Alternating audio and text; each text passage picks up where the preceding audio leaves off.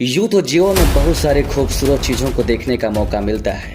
वह खूबसूरती शारीरिक के स्तर पे हो सकती है, मानसिक स्तर पे हो सकती है या फिर आध्यात्मिक स्तर पे। इन सबसे अलग एक और खूबसूरती होती है जिसे हम प्राकृतिक का वरदान कहते हैं। ये नदियाँ, ये पहाड़, ये झरने जो प्राकृतिक ने मनुष्यों को जीवन दान के रूप में दिया है, जिसे देखकर मनुष्य शांति के चरम बिंदु पर पहुंचता है। समस्या तब होती है जब ये प्राकृतिक अपने विकराल रूप पकड़ती है और पल भर में तिनकों की भांति सब कुछ उड़ा देती है।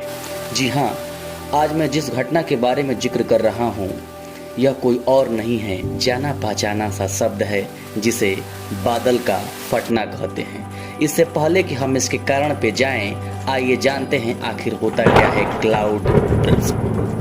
जब किसी क्षेत्र विशेष में एक सीमा से अधिक मूसलाधार बारिश होती है तो इस घटना को बादल का फटना कह सकते हैं, या सामान्य तौर पर हम कह सकते हैं कि अगर किसी जगह पर एक घंटे में 10 सेंटीमीटर से ज़्यादा बारिश होने लगे तो यह घटना बादल का फटना के रूप में कहलाती है। बादल फटने की वजह से उस जगह पर बाढ़ जैसी हालात बन जाती है। ऐसी घटना जानलेवा तब हो सकती है जब वो जगह पहाड़ी हो।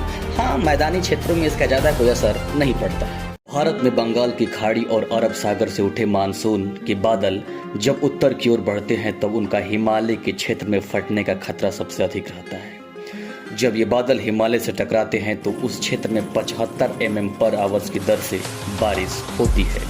भारत में बादल फटने की सबसे अधिक घटनाएं हिमाचल प्रदेश में होती है। बादल फटने का कारण तो बहुत है, लेकिन आइए हम जानते हैं दो कारण जो बड़ी प्रमुखता से गिनी जाती है। पहला है मार्ग में अवरोध और दूसरा है गर्म हवा से टकराना। जब बादल भारी मात्रा में आर्द्रता यानी कि पानी लेकर आसमान में चलते हैं और राह में कोई बाधा आ जाती है तब वे अचानक फट जाते हैं, यानी संघनन तेजी से होने लगती है।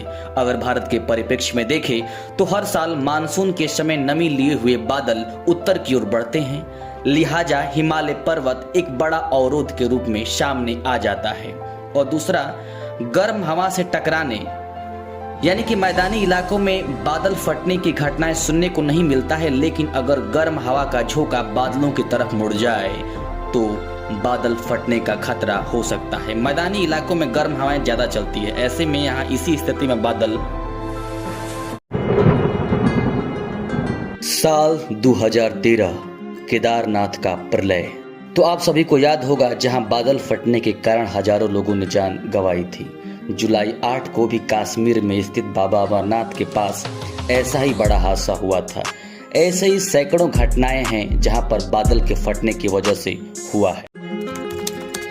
सामान्य तौर पर हम कह सकते हैं कि जैसे हमें पता है कि बादलों में नमी होती है, जब यह नमी बढ़ती जाती है तो इन बादलों का घनत्व तो बढ़ जाता है और बादलों में अधिक भार हो जाने के कारण यह नमी पानी की बूंदों के रूप में गिरती है। इसे हम सभी बारिश होना कहते हैं। पर जब अत्यंत नमी वाले बादल एक ही जगह पर इकट्ठा हो जाते हैं जिससे वहां पानी की बूंदें आपस में मिल जाती हैं, इससे जाता है और एक ही स्थान पर बहुत तेजी से पानी गिरती है।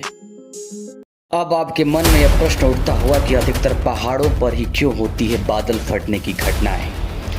दरअसल बात यह है कि दूसरे स्थानों की तुलना में सबसे अधिक बादल फटने की घटनाएं पहाड़ी क्षेत्रों में देखने को मिलता है, क्योंकि पानी से भरे बादल का रास्ता पहाड़ रोक लेते हैं। वजह यह है कि नमी से भारी हो जाने के कारण यह अधिक ऊंचे ऊपर नहीं उठ पाते हैं। अगर हम सरल भाषा में कहें तो पहाड़ एक दीवार की तरह काम करते हैं, जिसकी वजह से बादल आगे बढ़ नहीं पाते हैं। नतीजा यह होता है कि वह एक ही स्थान पर बादल इकट्ठा होने लगते हैं, जिससे उनकी डेंसिटी काफ़ी बढ़ जाती है, जहां पर बादल फटने की खतरा ज़्यादा हो जाता है।